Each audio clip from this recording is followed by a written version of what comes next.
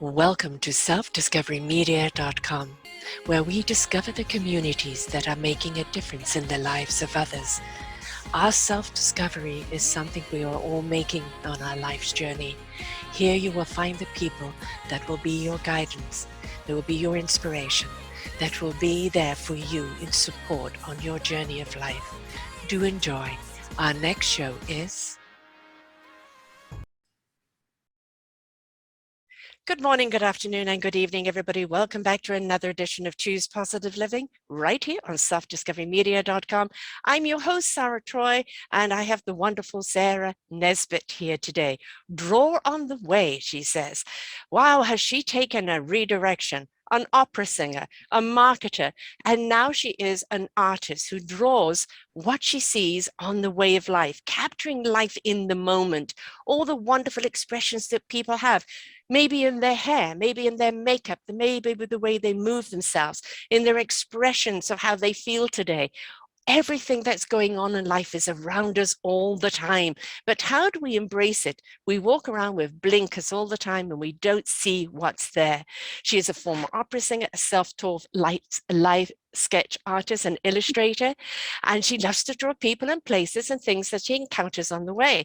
Her Draw on the Way project is dedicated to helping people find the extraordinary in every day and to see themselves and others at work through the art. Originally from Ann Arbor, MI, she moved to New York City to pursue music. After a successful career as a professional opera singer, it was on the way to her next career in advertising that she discovered a passion for drawing on her daily commute. And this daily detour led her to a full-time drawing and writing career, a totally different direction. I love it. But there's still artistry in it. And that's the thread that's there, right? Welcome to the show, Sarah. Thank you so much. It's lovely to be here. Thank you. Opera singer, I mean, the training that goes into that, the hours and hours and hours, all the stuff that you have to do, right? And it's a very competitive world as well, and very demanding. How did you detour from that to go into marketing in the first place? Yeah, that's a great question. And you summarized the world of opera correctly, including yeah, I mean, it was not a direct route, that's for sure. So I moved to New York to be an opera singer, and I did that, and I was actually quite successful at it. And just like it didn't feel totally right for me. Like the more successful I got at it, the more kind of unhappy I was. It's a lot of travel, and it is a lot of like, it's like creativity funneled very finely through perfectionism. Laser. Yes. Yes. And there's a joy to that, and there's a place for that. But I think it was combined with my personality, it was sort of beating me down in a way. Right. Suppressing you. Yeah. It was like, oh, there's so many hurdles to like make beautiful sound, and I like jumping through them, but it's also tough. And yeah. So I think it was kind of looking at that and looking at that future, and like, the more I do this, will I be happier or will I be more unhappy? And something kind of said, this isn't the path. Like, I love singing, but I don't think this is the life for me. So decided to pursue my other, like, sort of, I always joke that I was like, oh, I dream of working in advertising one day. Little did you know. Exactly. I was like, this opera thing doesn't work out. But I think it's hard because it was like a place that you just like, I readily saw creativity, like every, like copywriting, I love to write, and like the visuals that persuade. And when I was kind of figuring out how to like market myself to go into marketing, how to get a job, because it's sort of like walking into a, or submitting a job application, you're like, I can sing. Figuring out that was interesting, and it kind of was a point of reflection where I was like, well, I'm really good and I really enjoy telling stories and sort of convincing people of something, that maybe is happening, maybe isn't happening in the case of advertising. But like, that was something I was doing on stage, was like using all these tools to bring somebody into a world that I was making. And so I realized, oh, I'm good at that, and I like doing that. And I think that's what's always attracted me to this. So that was kind of how I began to craft my own story to like open that door. you were following the creativity, but yet you went from one structure restrictive place to another. Oh, yes. Yes. So you fell in love with the creativity in both places, but then both places have restrictions. And especially if you're in advertising, you know, it's a, again, very limited, narrow laser channel of getting that message out. And you may see it one way, but others see it the other way. And then there's the cost factor and the duplication and how many people is it going to meet? And, you know, you might want to put something sophisticated out there. No, too much to intellect there, you know, so it's, again, it's a very cutthroat industry. So, you know, it can kind of kill the creativity. Absolutely. And that's like we were just saying before we kind of officially started this, that's the moment when actually I started drawing on the train was in that, like, I kind of describe it like when you like pop in, like close a door and then another one like keeps popping out. Yes. When it's meant to open, it will. Exactly. And like it was during that time because I loved writing and I loved the challenge of it. It's sort of like a puzzle, but the hours were crazy and the pressure. It's like, we need this yesterday. And you're like, oh, okay, I'll stay up all night. I won't be crying the whole time.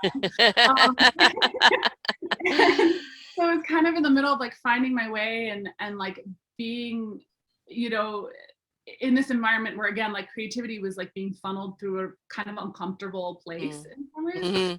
I feel like I found this hobby. Like I never tried to draw anything from life before because I was actually quite sure that I couldn't. So I was always a doodler and I like to doodle. And like, if you're like, draw a cat in a spacesuit, I'd be like, absolutely, no problem. Yes.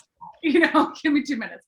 But so it was a very strange instinct. Like even at the time, I remember I took my sketchbook out and I thought I would doodle something, and I was on the train coming home one night on the subway from work, and I just didn't want to be on my phone anymore. And I took my sketchbook out, thought maybe I'll doodle something. I looked around and I had nothing in my head, which was so unusual for me. I think I was kind of just like so at zero with like what was inside Best of me. place to start growing up is yeah. Amen. Amen.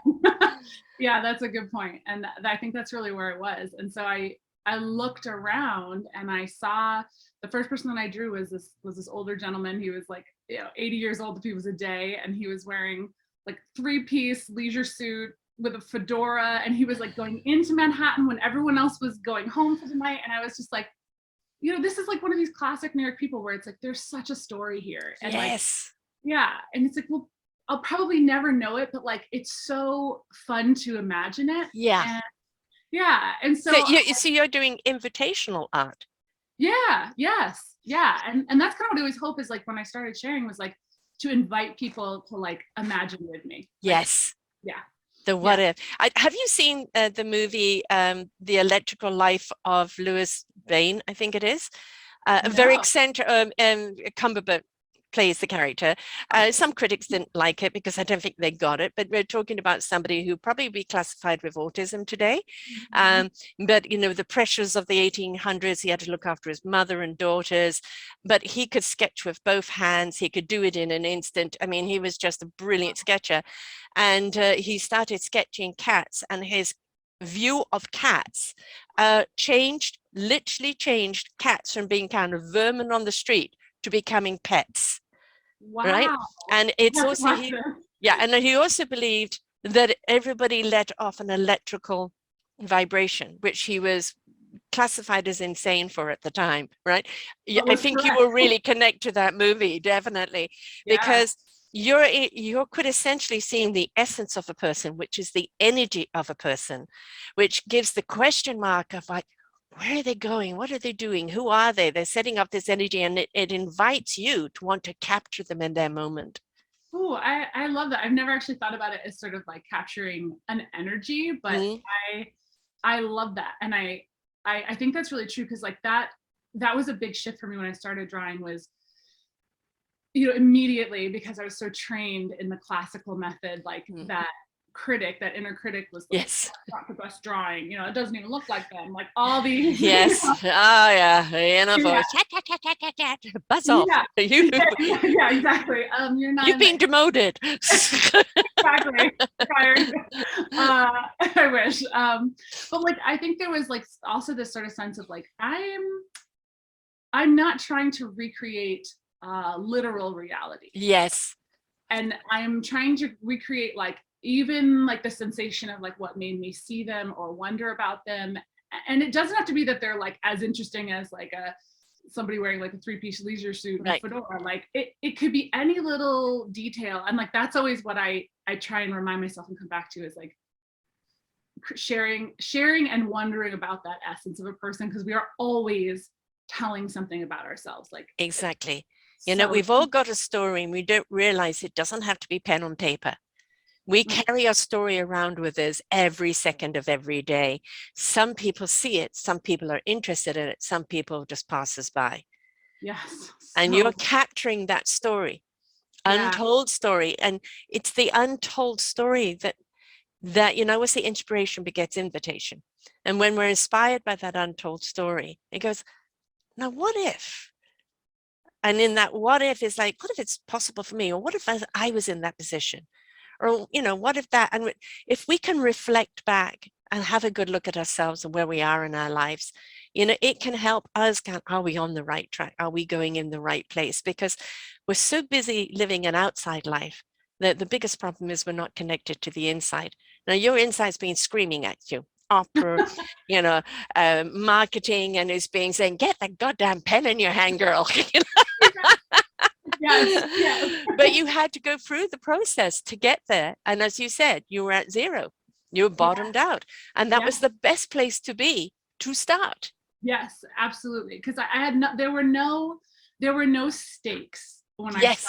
You know, it was like when I first started doing it, was like, I'm drawing on the train, like, no, I'm never going to share this with anyone, you know, and it like, it grew just little tiny steps from there, and never felt in many ways like anything I was controlling. Like that's always been sort of interesting, is like, it just felt very like everything has had a very natural and, you know, totally unplannable route that it's followed. Those are the best. Those are the best, because everybody keeps waiting for that thunderous strike of lightning to redirect them onto their life. No.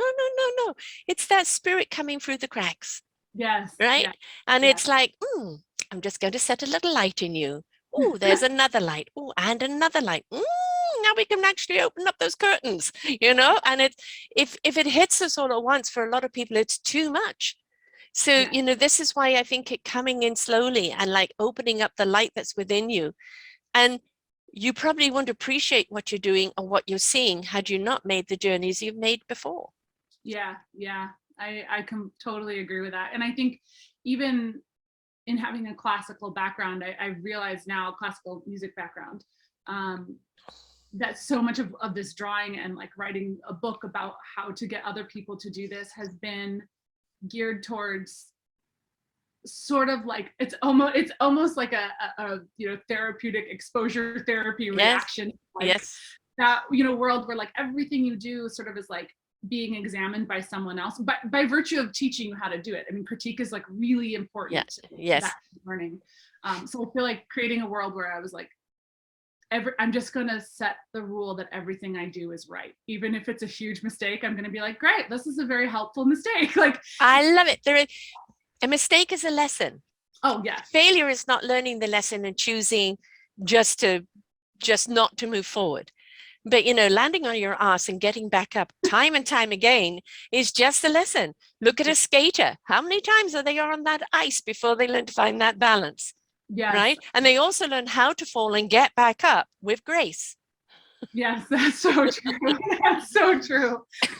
That's so true. And that's you know, in writing this book, like that was a thing I kind of prefaced it with, is like the idea that I learned to draw on the subway, which seems like a really weird place to draw. No, that's where the story is. Perfect. Yes, all the different combinations of people that take the subway. It's the box of chocolates.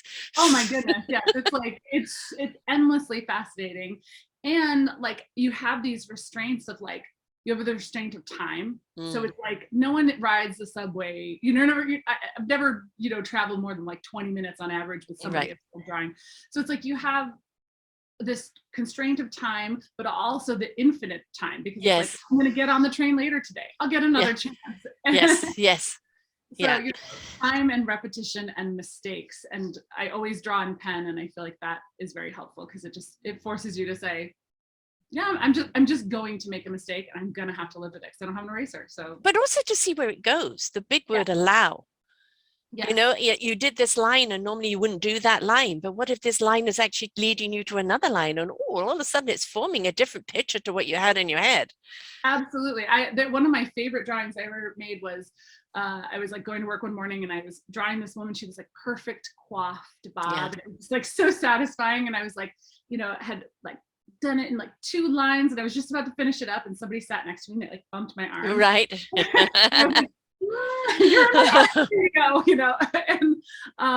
and I looked at the drawing and it kind of had this like extra line just not at all where I wanted it. And I was about to get off the train to go to work and I was like, I don't have time to start over again. I really like this drawing and I don't want to start over again. So can I work with this mistake? Yes.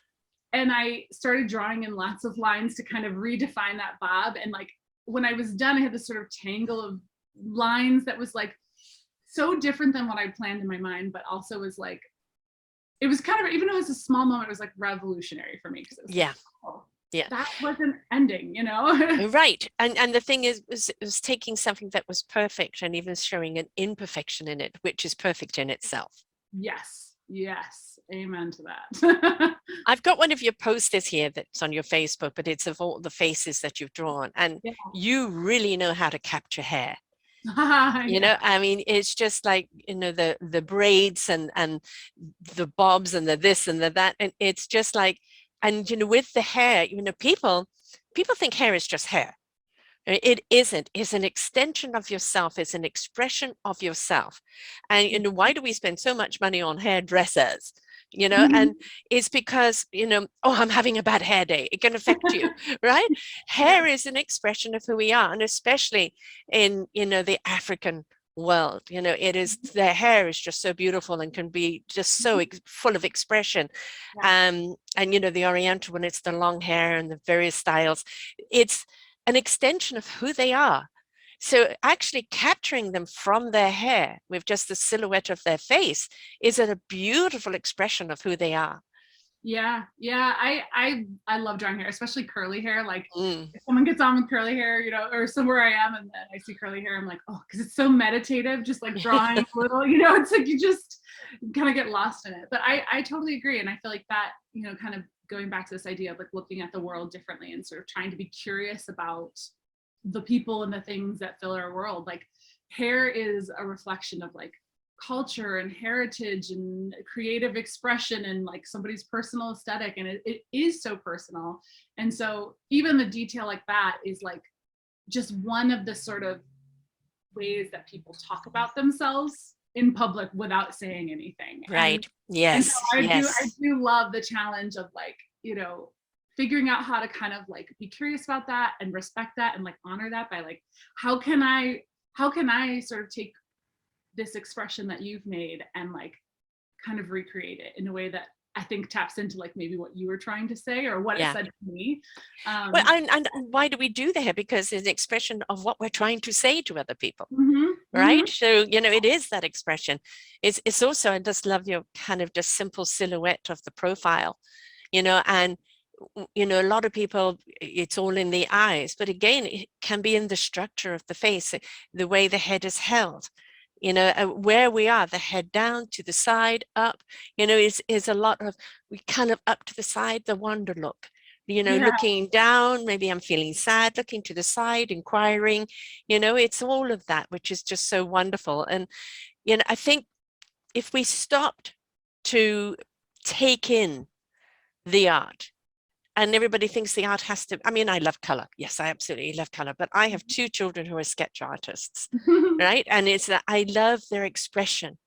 My son is extremely good at portraits. And my other daughter, very good at abstract art. My other daughter, kind of more the color and more kind of almost bizarre type art, which I love. But it is an extension and expression of their thoughts, of how they see things. And it's why do we love art so much? Because it is a storytelling, and you can have 20 people around one picture, and every single person is going to see a different story in that picture. And that's the beauty of art. Yeah, I so agree. I find that like I think there's sort of like three stories in every drawing that I make, even these quick sketches, you know, it's like the story that I saw and then I'm trying to tell. And then Yes. what somebody else might see looking at that again, like who they see in that person, or like what details they notice that I, you know, chose to capture. And then there's the story of the person that like oftentimes I never know, you know, sometimes I get to meet people. I try and give my drawings away when I can, but like, you know, so often it's like there's these like beautiful mingling of three different stories and sort of infinite variations of them all. And I find that fascinating. I love that. You've got one simple picture of three hands holding on to the bars in the subway, which is, again, just that's all you see. You know, the from the elbow up type thing, holding on, and each person's grip slightly different.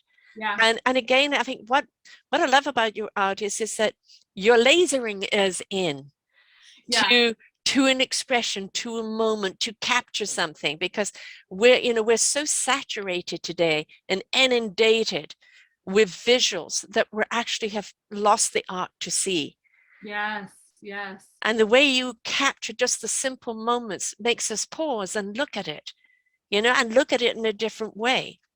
Oh, I appreciate you saying that, because that is one of my hopes, is that like with my art and with this book is like inviting people to really see the world differently. And I think again that's one of the ways, like, you know, learning how to draw on the subway, like that drawing of the three hands on the railing, I made one day because the train was so crowded. I had gotten a seat, and so I couldn't actually like see anybody's faces because I was behind like a wall of coats and stuff.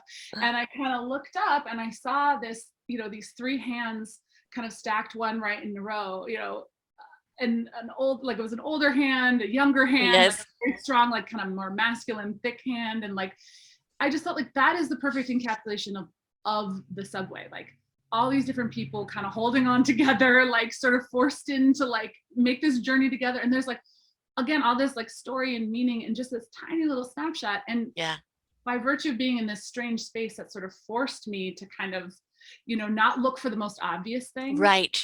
Yes. That began to sort of train this new way of looking. And I think always inclined to it, but began to really bring that out. And it makes life much more interesting. Well, again, you're coming from two disciplines, opera and marketing, very big disciplines. You've got to see it this way. You've got to do it this way. This is the right way. So it's not an invitation of self-expression. So you're in your own exploratory of your own self-expression. And the only way you can explore that is to allow yourself to see things in different ways. And there is no right or wrong way. It is just a way or the way in the moment. Yeah. And it really is an invitation to people to be in the moment, because it's the moment that we're guaranteed to have. We're not guaranteed the next moment. Oh, yes, 100%. I feel like this project has taught me that many times over, and really like that living in New York, especially, it's such a busy, that sort of demands or asks for anonymity in a lot of ways, to be just sort of anonymous, stranger on the train. And I think for me, there was this just desire to sort of break that and be like, this moment that I'm just on the way to work could be a lost 45 minutes, or it could be a time where I'm actually like tuning into the world around me. Yes. And I'm here and I'm, present. Yes. Yeah. And doesn't mean I never was like, I'm never bored, or I never pick up my phone, or like I never, I'm annoyed when I'm stuck somewhere, but like it's just this other, it's sort of like, I describe it almost like it's like a portal or like an oasis in the, if you tune into that, it's like you can sort of escape your world by going into it. And that's it's a nice form. It's an interesting form of relief, I think, from some of all those pressures. Yeah. Very often people say to me, my heart has been injured and I don't know how to open it. And I say, go into nature, watch a child play, watch a puppy dog chasing a stick, listen to the rustle of the leaves on the trees, the ocean hit the shore, a stone in the pond, the sound and the beat of life. There was a wonderful movie back in 2007, August Rush, which I don't know if you've seen, but it was a prodigy child who was actually looking for his parents, but he could hear music in everything, the street greats, the everything, and you knew how to manifest it. And we've all got that ability to just be still in the moment and see something, feel something, hear something. But it's again putting ourselves in that space to have that experience. Do you ever have, because of your musical background, does ever music come in companionship to your drawing? Oh, an interesting question. That's an interesting question. I don't know that like in a literal sense, like that I sort of hear or like, you know, experience music in that way, but maybe in the way that like music is sort of a annotated time. If you think about it, you know, it's like it's a score is like a set length of time, and you fill that space with sound and like organized sound. And I think in some ways this is sort of another version of that. Like we have this set amount of time, and Yeah. it's like, I'm filling that with a kind of annotation, a sort of like rhythm of like, you know, looking for patterns and for motifs and like all those things that you see and that you hear in music. I think maybe I'm tuning into those in a visual way, maybe. Right. Sort of time. Yeah. I'd be very interested to see you kind of putting a storyboard together of the people that you've drawn kind of in a day in the life of, you know, and actually putting a song to it. I think that would be really cool. That would be really cool. Yes. I would love that. I know. I'm always thinking. I haven't hit on it yet, but I'm like, people are like, you've got to find a way to combine your singing. And yes, I agree. I haven't figured it out yet. So it's again, but I think it's, if you see how the story can come together, the song, the music will come together. Yeah. Right? Is because the story will create the rhythm for you to follow. I love that. Yeah. That's beautiful. And there is, you know, when I was writing the book, I was sort of writing a chapter on composition, and one of the sort of compositional technique is the idea of rhythm. So it's like things that visually repeat or sort of like set sort of, you know, and so the it's beat. Like, it's the beat. It's the beat. Totally the beat. So like the rhythm in this room is like all those like vertical or those horizontal lines kind of repeating, and you know, I might tune into something like that. Like and so I think there is, you know, it's funny how these things have analogies, you know. They're it's all this sort of same idea just put into different boxes. Well, it's something I definitely see you doing, because I am a seer and I see that. I can see it on YouTube right now. So there's your project for 22. I'm trying to take that down. Because I mean, putting the two rhythms together would be pretty awesome. Right. Okay, I like it. This is like turning some wheels. Okay. That's really cool. I think one of the big problems with life is that we're all so busy chasing something. And we're also busy on our way to something that we don't realize we already have it. It's already with us. It's already around us. We are already it. If we can just be still enough in the moment to feel it, to see it, to be it. And yes, we can have the external stimulations, the external lessons, the external guidance, but it's all to guide us from the inside out. And, you know, when you can stop and capture somebody in that moment, not when they're, you know, not the rush of where they're going, but who they are in that moment, we begin to see each other differently, don't we? Yeah, I think so. I think that's something that I often say in talking about this, you know, curiosity is that first step. Yes. And that curiosity builds empathy, which is the act of imagining somebody else's, you know, life or world or experience. And empathy is sort of that foundation for any other kind of connection, love, or just compassion or understanding, or anything that we're, I think, lacking a lot in our current world. Yeah. And so, you know, it sounds fun. It sort of sounds funny to like do that with, you know, a 5-minute sketch, but I feel like practicing that every day has been transformational in that regard, because it is like you're really practicing that idea of connection, and that's important to me, and then sharing that idea with people of like you're communicating. Yeah. Right. And you know, there was a beautiful posting the other day, is that communication is the key, but so is compassion in your communication. Yeah. And yeah. if we can bring compassion in our communication, we will listen better to understand to how to respond, not listen to respond, but to understand in how to respond. Yeah, yeah. And I think that's true too. Like in you know, again, in like drawing the people around me and the strangers around me, it's like I always also try and keep that in my like sort of heart and in mind as I'm drawing, is this idea of like always being curious and compassionately so, versus being judgmental or like, oh, why are they, you know, like, Yeah. why are they dressed like that, or like that's, you know, whatever, like always. And I feel like that being compassionately curious, being not judgmental about sort of how you're taking in the people around you, reflects back on yourself. I feel like a lot of this process in many ways has also been about sort of understanding the outside, like you said, like understanding the outside world to sort of like bring more compassion to my internal world too, you know, sort of like that person's interesting and like I am too, you know, sort of like there is this sort of a mirror in a way if you offer that. Yeah, everything is a reflection back, and you've had such a structured life, you know, from young opera singer. I mean, everything that you did was structure, structure, structure. You know, you're not allowed to kind of suddenly go, no, no, no, no, you don't do it that way. You know, it's like, how dare you bring your own personality to it? Exactly. You know, and I mean, I'm a great fan of, you know, the singing shows, and you've got the people that have come in that are, you know, technically perfect, and unfortunately they will stay technically perfect and they haven't got the expression. Then you've got the people that suddenly break free of that technical and bring the heart and soul and the meaning and the feeling to it. And you know, they may not be technically perfect anymore, but my God, did they speak to you? Did Absolutely. they speak to you? And that's really what we want. That is that connection that we're looking for, isn't it?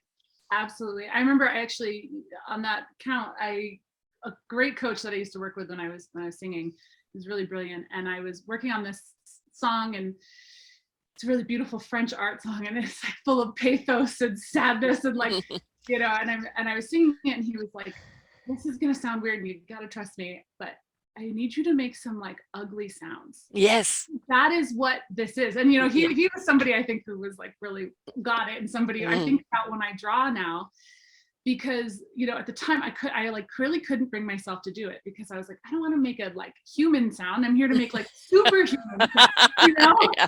And I think about that all the time, because what he was asking for was feeling, was like an authentic, give us something that like will touch us in a place that perfection doesn't. Right.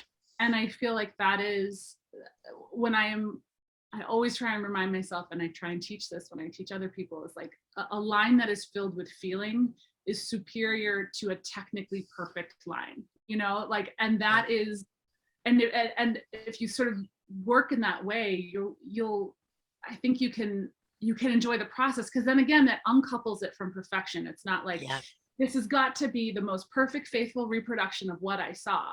It's like, it's what you felt. And if you do that is art. That is what people will feel. They'll feel something in response to that. And I think in this like really glossy world that we're in these days, that I know it's an illusional world, and it doesn't represent reality at all. What is that French singer? She sings with such guttural, and she had such a traumatizing life. Oh my goodness, I can hear. I know who you're thinking. I also can't think of her name right now. But, it'll come. It's either one of us, but you know, you know, and but like the that's in her voice, and you can just feel it's the anguish and the pain of her life, and the way she sang it, the way the people were drawn to it, is that she was speaking about their pain, their anguish. You know, that it was their release. And that's why we loved her, and that's why even to now, even though we can't remember her name, you know, her music is still one that kind of speaks to us, because we would like that music to uplift us and take us on another journey, but we also would like it to be an expression of how we feel. Right? Sing for my pain. Right? Absolutely. I think there's always that like element of catharsis in art, you know, that we are looking for somebody to express something that we can't, or that's hard for us to access. And so I think that like things that feel really attached to a human, like at their roots, I think Yeah. have a lot of power, Yeah.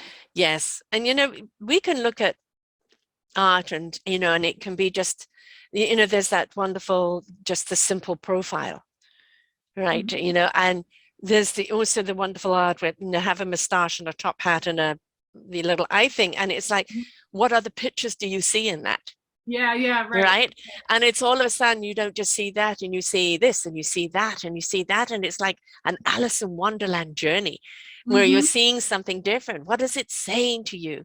And it can say one thing today, and then tomorrow you're in a different frame of mind and it could say something else.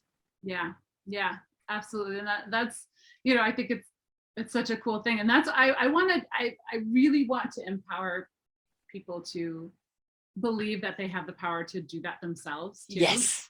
Because I think as a self-taught artist who surprised myself by becoming a visual artist, Yes.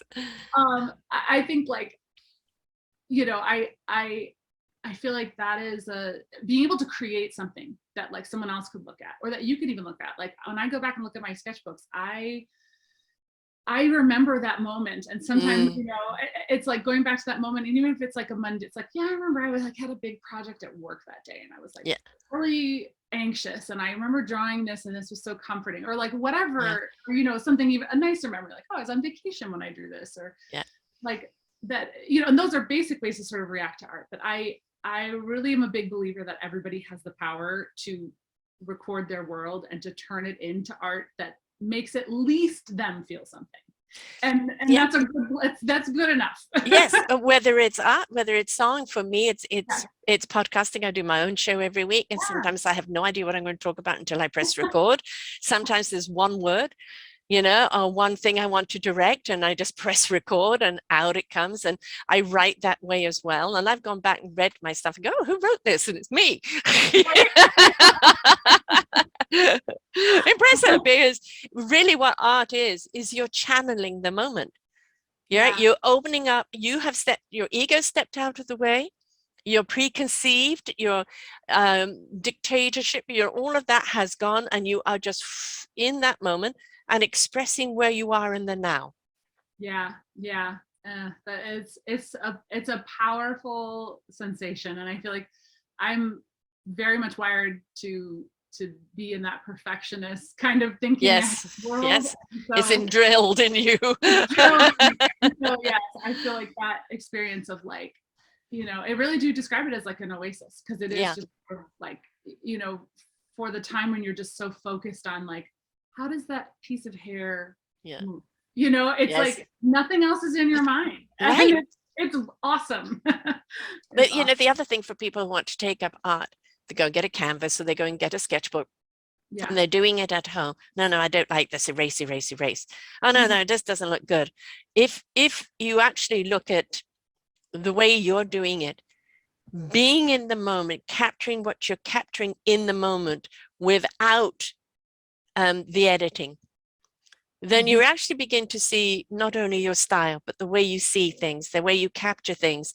Because if we're doing it kind of on the canvas and like, oh, no, it's not good enough. Oh, no, I don't like that. Oh, I should start over again. But if you actually learn to be in the now when you're doing whatever you're doing, art, whatever you're doing, you're actually capturing the truth. And from that truth will come the perfection. Yes. Oh, that's like just perfectly said. I love that. And that's why I love drawing in pen too, which was a total accident when I started drawing, that I used a pen for that first drawing. But I'm a big believer that like exactly what you said, like there's an honesty in that first line that like, even if it's dead wrong, right. What you saw, it's like how you felt. It's like, it's this just like unfiltered expression. And like, there's so much legitimacy in that. And where is it taking you? Yeah. Allow it to take you somewhere. Again, take away the dictation of where it should be or what it should be. Go on the journey with it. Absolutely. And I think that's like a thing I love about drawing from life too, is like all the decisions have actually already been made. Like you don't have to, you actually don't have to be creative in any way. You just have to begin to pick and follow, where am I going, and follow what am I seeing, and follow all these like intuitive things that are really loud, but we silence them a lot. Yes. And so it's like, if you just begin to follow that and be like, look around, and the first thing that catches your eye, that's a good subject. Yes. And you have to overthink it. Like, is this person the most interesting person? Is that the most beautiful like piece of fruit I've ever seen? No, Yeah. you follow it, and that's, I think that's just it's a good literal practice. Like, right. Practicing that. Yeah. And the thing is, one of the things we're very, very good at self-persecution and judgment, because we've been conditioned that way. Yeah. And it's, you've got to live up to everybody else's expectation. Well, everybody else has a different expectation. So which one do you live up to? In the meantime, you've been torn and sliced and diced, trying to fit into everyone's expectation, and you've lost your own expression. Yes, 100%. I mean, actually, when I started drawing, I was like, oh, I really like this. This has become a hobby. I remember thinking, like, do I want to go take classes? Do I want to acquire like lots of information about how to do this better? Yes. And there was just, again, like this really strong voice that was like, I have to own this. I have to start to buy, if I don't know how to do something, I'll figure it out. And there was a sense of like, I don't want anybody coming in and telling me a drawing should look like this. Yes. And yes, exactly. Yeah, because I'd had a lot of people saying, oh, you've got this talent, like let's shape it this way, and then someone else this way, and then this way. And you're like, I don't even know. All I know is that what I'm doing kind of naturally maybe isn't totally right, and there's like 17 other ways to do it, and I don't know which. It's just, you get lost. It's Sarah's way. Yeah. And that's the important, that is your brand, your signature, your expression. Yeah. Nobody else can do it the way Sarah does it, because it's Sarah's way. Exactly. So I love hearing you say that, because I'm realizing as you're saying that, that's like really like touching something in me. That's just like, that feels very proud to have arrived at a moment where it's like, it takes so much, it's so simple, but it takes so much courage to just be like, this is what I do, and this is how I do it, and it's different than what other people do. And is it the best? I don't know, but it's what I do. And I don't want to touch it more than that. It is not for you to decide if it's the best. It's this, how does it reach people? What does it do for them? Because it's like with my podcasting, and I've been doing this 9.5 years now. And it was, well, why don't you do it like so-and-so? Why don't you do it like so-and-so? And I said, I'm doing it like Sarah. Yeah. Right. Yeah. And Sarah's doing it from the heart. Right now, have I got better at it through the years? Yes. The first time I did it, I pressed all the wrong buttons. It was, and I've learned the techniques, and I've learned certain skills along the way to make it better. But what you're always going to get is Sarah. That's the consistency. Yeah. I'm not trying to be anyone else. They're all taken. Yeah, I love that. It's so true. And the thing is, people don't have to listen if I'm not their style. They don't have to read your book or look at your pictures if it's not their style. That's okay. They're not your audience. They're for the people who see it, feel it, and connect with it. Yes.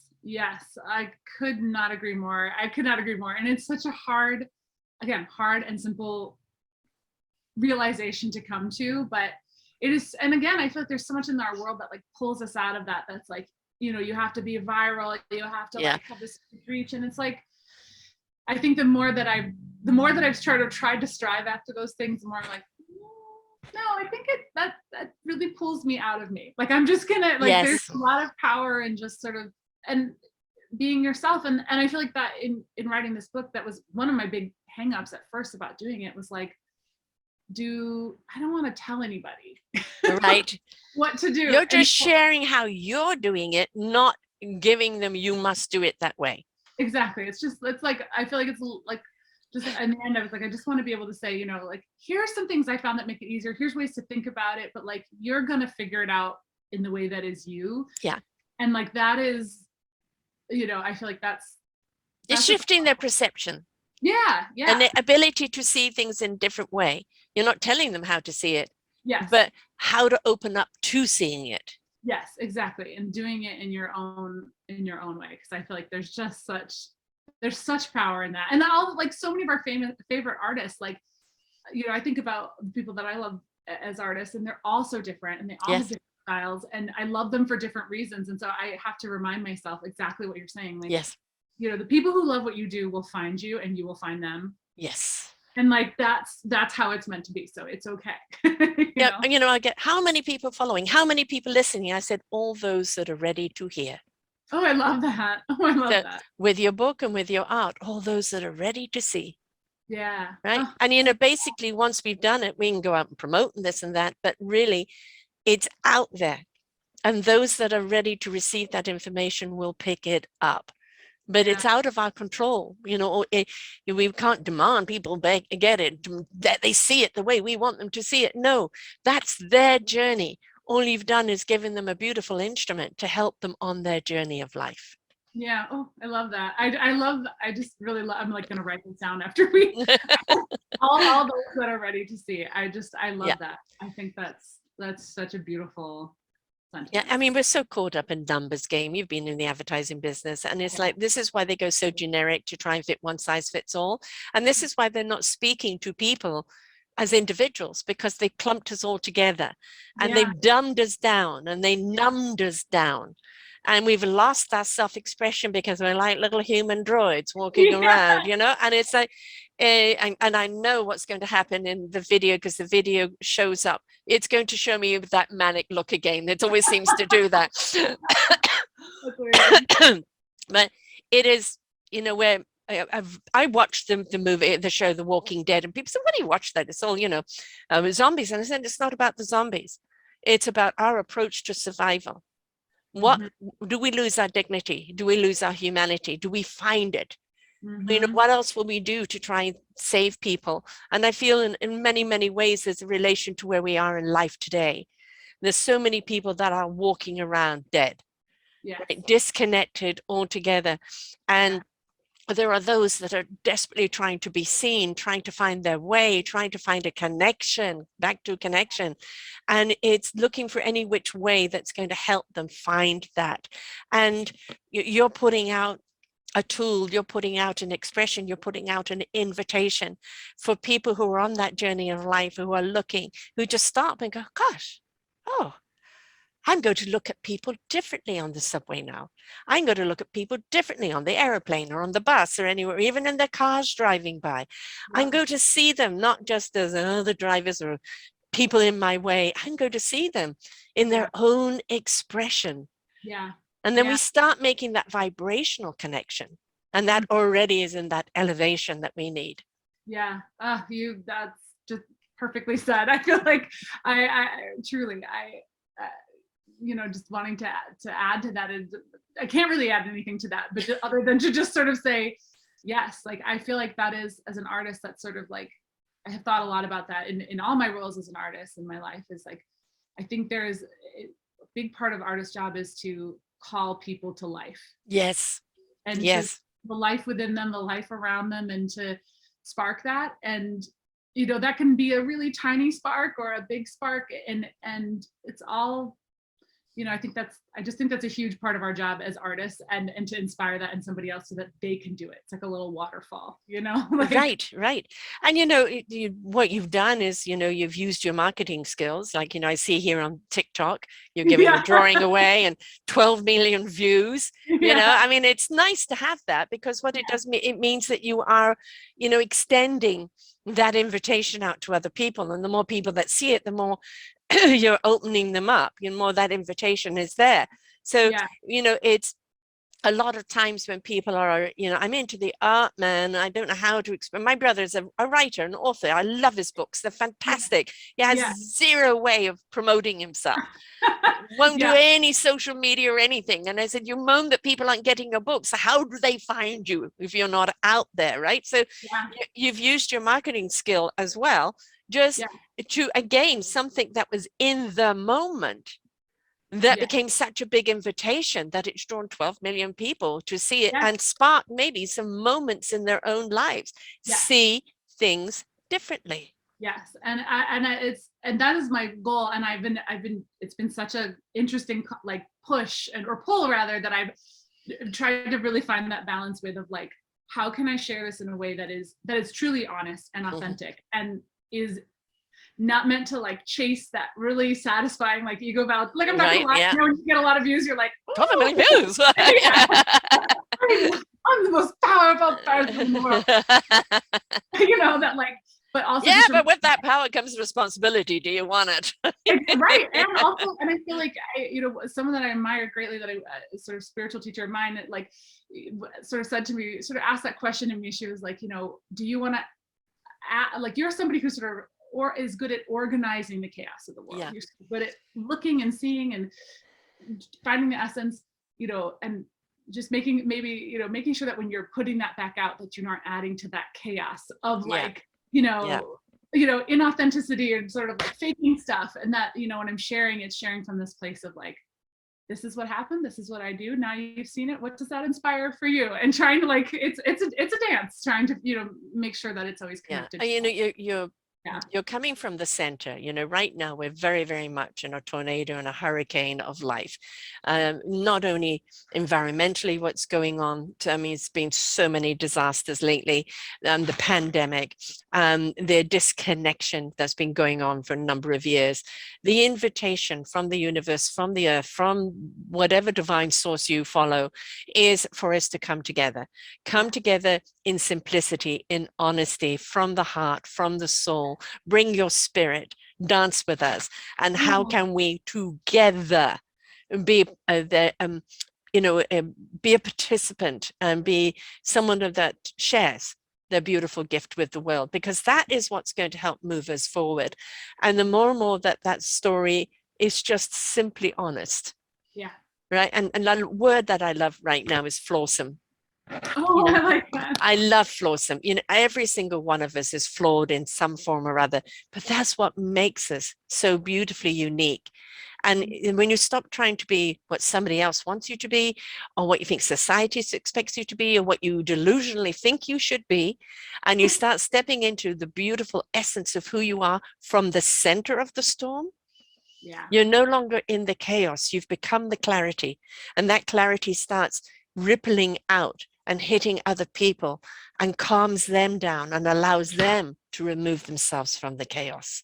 Right? Yeah. Beautifully said. It's offering that invitation to other people to like, live, let's check out this place, this moment, this more honest way of living. Yeah, that's It's like when you find, that bakery that you love, you're going to share it with everyone. That restaurant, you're going to share it with everyone. When you're infused over something, you're going to share it. Yeah. Right. Yeah. And it's like, when your drawings have hit someone, and it's like, I see the story here. I want to know the story here. I'm intrigued. I'm going to look at people differently. That invitation that came from that inspiration. And it just allows us to see life differently. And I think that's, whether it's a molecule, a millimeter, or a yard, we all need to shift our perspective. And anything that can get us to see things in a different way is okay with me. I agree. I'm so with you on that. I feel like that's the more I kind of dig into this, the more I really think that is my purpose, like both for myself to keep looking for that like real home base, and to invite other people to do that as well, and to connect with other people through that place. Right. Yeah. So the book is not, this is how you've got to do it. This is why I do it, right? Because if you don't have a why, you really don't know how. Yeah. Right. And this is why I do it. This is how I do it. And this is whom I do it for. Here are some tips for you. You can pick them up or not, but pick them up and use them in which it's like the same thing. Everybody can be in the classroom with a sketch pad and pencil, but everybody's going to draw something, even if it's like, I once did an article in wax crayon. I did an elephant on a tightrope, and everybody that was in the circus that I drew were out of sync of what they should be doing. Right. And it's like, that was my expression of the circus. Somebody else actually drew literally the circus in its normal format. It's how we see life. And if that how we see life can form a conversation of, that's interesting. Why did you do it that way? How did you see it? We're opening up to that communication again. Right. Mm-hmm. So, you're just guiding them, like pick up the pen, and just sketch what you see. And there is no wrong way or right way, just allow. And these are just a few tips on how to do it. Exactly. When I was writing it, I joked with my boyfriend. I was like, this book is I'm realizing it's really a Trojan horse, just to give people a lot of different reasons to just pick up the pen. You know, and they are legit. I do think there's legitimate good information in there, and tips and tricks to make it easier and to like help put people into a mentality where they can see things differently. But I was like, really, every single exercise is just another way. I feel like I'm just sort of like behind it, like, ha, I got you. Like, you are the encourager. Exactly. Exactly. I tricked you. You've got a pen and a sketchbook and you're looking at the world. Yes, yes. Take it back now. And you know, you see musicians do this because they're compelled to. Right. You know, I mean, I have, you know, for the love of music genre, and I love interviewing musicians because they've already found their truth. It's sustaining that truth. You know, that's the battle. But it is that music is already from the heart and soul. Right. Yeah. And they can't do anything else other than. And that's what's so beautiful about it. Right. Yeah. And it's the same with an artist. It is their expression, their view of life, and it invites you to see what you need to see in there. Because whatever we see back from that art is what we're needing to see in that moment, good or bad. Amen. Amen. I feel like somebody asked me once if I had ever done a self-portrait. Mm-hmm. And I was like, you know, not really. The closest I've ever got is I draw my feet a lot. But, you know, I was like, in a lot of ways, I feel like the practice of drawing other people and drawing the world around me is every one of those is really a self-portrait. It's because it's a reflection of how I'm feeling, or like some part of myself that I see in somebody else, or I admire in someone else, or, you know, I'm worried about in myself that I see in someone else. And so like the act of sort of being compassionate and saying, yeah, it's worthy of being a work of art. Like all of that is a form of, you know, recreating myself. And, you know, so. Though I can actually see your portrait, and I see it with all your beautiful hair kind of cascading, falling down your shoulders, with just kind of a silhouette of you with your hair, with pen in hand. You know, and because that's your hair is very much an expression of who you are. And I can see the hair being like a cascading waterfall, and with the pan in hand there. So I see it. I love this. I feel like I'm getting some really good things from this. I'm going to be taking notes afterwards. Like well, but I mean, you know, I am a seer, so you're giving me plenty to see, which is wonderful. So. I love that. That's so cool. How do people get hold of your book? How do people get hold of you? You know, what else are you kind of offering them out there? Yeah, so they can find my book anywhere, all the big online retailers and hopefully their local bookshops. So if you just search Drawn on the Way on, you know, Amazon or Bookshop, which allows you to shop from like any of your favorite local bookstores, all those ways. And you can find me at drawnontheway.com. That is my website, and I'm Drawn on the Way on all social media. Right. So you can find me any of those ways, and you can send me a DM, or if you go to my website, there's a way to email me, and I love chatting with everybody. So I mean, I think it's great to have that open chat there as to what did you see? Mm-hmm. You know, seeing it. I mean, again, 20 people around one picture, everybody's going to see something different. Yeah. You know, especially if it's not like one person says, oh yeah, I see that, and now they've lost their vision. Write it down what you see, write it, then come back and share. It's the same like with a book club. Everybody reads it and come back. How, you know, the story is going to kind of be different to each person. Is how we reflect with it, right? And I think you know, having somebody reach out to you on how their art, how your art kind of speaks to them, is a wonderful not only an insight into them, but, you know, reflection of what you're doing. So I mean, it's wonderful that you're open to receiving that information. Oh yeah, I love it. I've made a lot of like friends now through my Instagram, like people that I've actually, some of them I've never met in person, and we've just had like such lovely conversations over the years that I like absolutely count them as a friend. So right. Yes. Yes, you know, people give social media a bash, but you've got to remember it's an algorithm. You feed it positively, you're going to get positive reactions. If you go down the rabbit hole of negativity, that's what you're going to get. So be careful what you seed, water, and nurture. You know, what you plant is what's going to grow. So be conscious of that, right? Yeah. What else is going on for you next in 2022, other than maybe that video?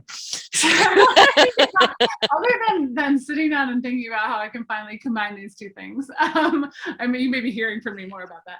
Yes, I'd be delighted to share. Gotta keep seeing. Yes, I can see it so clearly. I'm looking at it right now. You know? I love it. I want to see it too. So okay. I'm hoping to be teaching more and bring just, you know, I have a wedding business where I live illustrate people's weddings. Oh, wonderful. So, yeah, which is really and that's fun. That's really capturing the wonderful moment, isn't it? Yes. Yeah. Yes. And so fun, such a like fun challenge and just like such an emotional, like just lovely thing. Yeah. That I will be doing more of now that sort of we're able to gather a little bit more.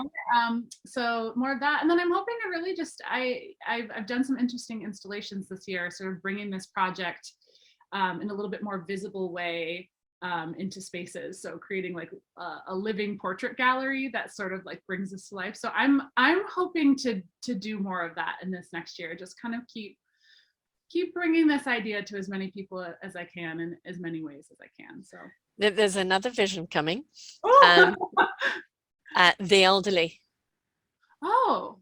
Capturing the expressions in the elderly. I can see you really doing that honor. That's cool. I love that. Okay, I'm gonna you know, the lines, you know, the everything about their lives there, you know, and you know, some of the most beautiful pictures that have come from other worlds where their faces are just like leather and lines and they have this big smile, you know, and it's like, it's not about, you know, the complexion, you know, the way we think is perfection. It's about how much life is in that person, no matter what their age is. Absolutely. Absolutely. I love that. It would be a wonderful kind of group to investigate a little more. It'd also be a wonderful gift for people who have grandparents or elderly parents to kind of capture them in that essence.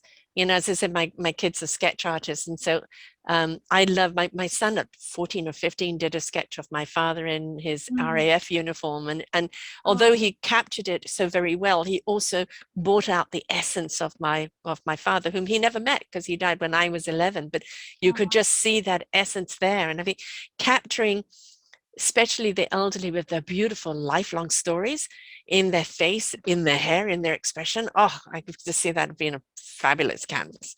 I love that. Okay, this is all going in. I love this. That's fabulous. I love it. I love it. Wonderful. Brewing on it already. Yeah, you've really got my brain, my seeing brain going here. I could just see so much coming out of that, and it's. It doesn't have to be a Picasso to be art. And the thing about art is it is in the eye of the beholder. What story is it telling you? And it's going to tell you a story from the inside out, always from the inside out. So if you're seeing this or that, it is a reflection of what's going on inside of you. So pay more attention to the art all around you. That the person sitting next to you, the bus driver driving, the people, the strollers or the elderly people, there's always stories around you. And if, we've become so disconnected, and I think it's a good time to get reconnected. Yeah, absolutely. Absolutely. Could not agree more.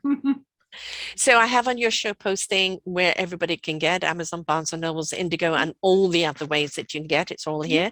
And your site is drawnontheway.com. So is your Facebook, Instagram, and Twitter.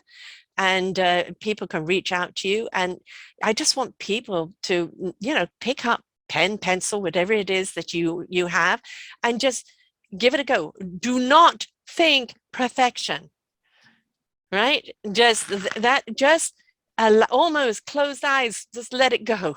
Let it draw itself. Let it teach you something.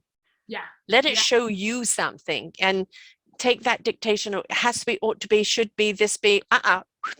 It's what it's meant to be. Yes, that's the essence of all of it. Yes. You just distilled like my philosophy all in one. And I feel like a thing I've started saying is evaluate your work by joy and not by excellence. Yes, the excellence is in the joy. Yeah, exactly. Yeah. Exactly. You will not find joy if you're looking at excellence first. But when you find joy, there that you see the excellence because you understand what it means. Exactly. Yeah. Exactly. This has been wonderful having you here, Sarah. Thank you so much. I can't wait to see where the art goes. Please let me know. All right. I just got so many visions coming of your art and where you're going to take it. It's like, I need to switch it up. Oh my God, it makes me so happy. So I'm thrilled. I just love the simplicity of it, but also the complexity of it and the invitation of it, the reflection of it, the invite of it. It's all there just in a simple drawing. Let us stop and pay attention. And what is it trying to tell you? Amen. Wonderful having you here, Sarah. Thank you so very much. Thank you. This was awesome. Thank you. Until next time, folks, really just let yourself be free by allowing, and don't dictate how things should be. There is no should. There's only can.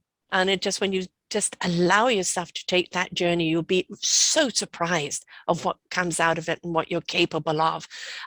Self-persecution, dictation, and all of that type of thing is a sabotager. Get out of the hurricane, go into the eye, find your clarity, and then you will be that beautiful essence for other people to follow. So until next time, folks, bye for now. We hope that you enjoyed the show. You will hear many, many shows here on selfdiscoverymedia.com. We have new shows for you out every week. Just find them on our podcast or What's New. If you feel that you have something to share that makes a difference in the lives of others, or you too feel that you could be a host, please contact me at info@selfdiscoverymedia.com and we will be glad to speak with you. Have a wonderful day.